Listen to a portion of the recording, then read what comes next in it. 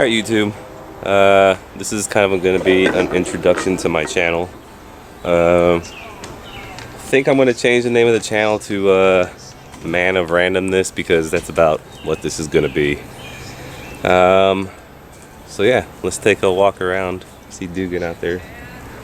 This is Dugan, my dog, faithful pup of 7 years now.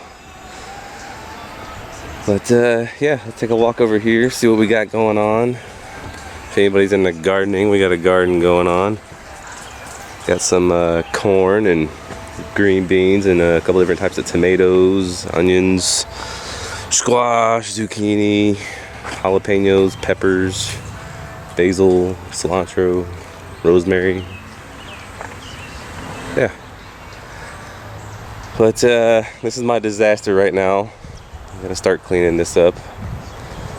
But I think project number one is gonna be this little guy here. It's a truck that belongs to a buddy of mine.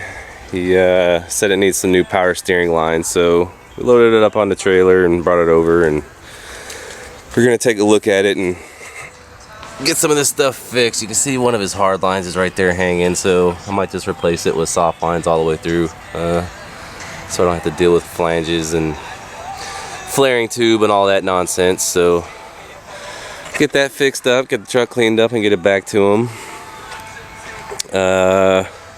This is a YFZ 450R. The only thing that it needs immediately is a new skid plate. I took it out to kind of a rocky course, and you can kind of see right here I managed to break the skid plate here. So now anytime I hit anything hard right there, it's directly on the chain, so that's not good. And this actually happened once already over here. You can see the scrapes down in there. Let me see if I can zoom in. Is it gonna focus? I don't think it's gonna focus. Anyways, so I warped this brake rotor last time it hit something, so I need to get a skid plate under there, so do some searching online and we'll figure out what works and get it installed and let you guys know what I think of it. The boat here, it's a 2000 Regal Destiny. It's a good boat, but spent some time in Florida, and when we left there I apparently forgot to drain the block, and we moved to Colorado, and I got it all cleaned up. You can see it's kind of shiny, way better than it was. I buffed and polished the crap out of it and got to cleaning up the inside, and then finally tore into the motor a little bit to kind of see what the status of that was, and poured some water into it, and lo and behold, it cracked the block wide open. And which sucks, because this motor had like 10 hours on it. It was already a new motor, so I'll have to save some money up and get a new motor for that, but it's all good. These doors right here, I'll show you the Jeep here in a minute, but I picked these doors and a hard top and the back glass here, or back frame without glass, up for real cheap for the Jeep, so I need to get those cleaned up, and that way this winter I can drive them without freezing my tail off.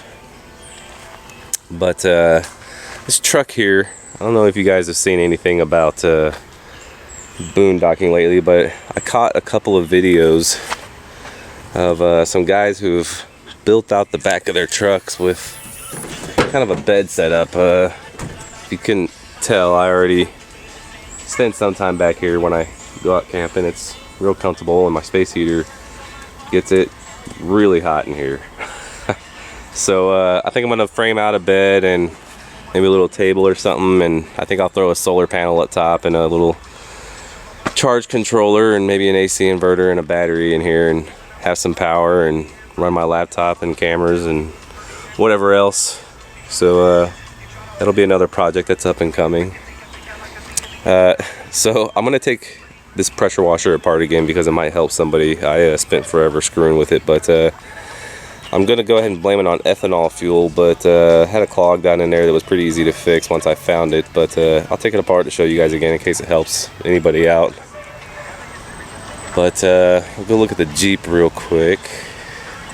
It's not so much a project. I got a couple things I need to fix on it because this is something I built a long time ago, and I'll go into more details on a specific video on it. But the immediate project here is, if you can see my my tie rod there isn't exactly straight anymore. So gonna order up a new one of those, and we'll throw it on there. And need to clean this thing up. The humidity here is awful on vehicles like this, and so it requires constant attention. But I'd also like to tune my ORIs a little bit better. The front ones are good, but the rears, I think the compression's a little heavy on them, so I'm going to fix that up a little bit. And then I also have some bump steer, so I need to work with the drag link here and try and get everything working well together, because it's a little sketchy to drive on the road. Sorry if I'm way up close on everything here. This is the hard top I was talking about.